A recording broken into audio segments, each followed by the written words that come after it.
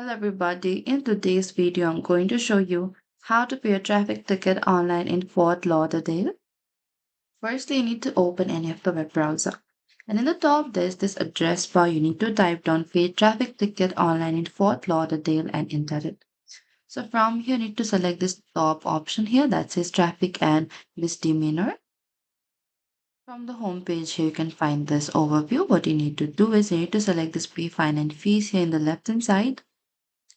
And over here, scroll a bit down and select this find payment option and select this find payment from the online here.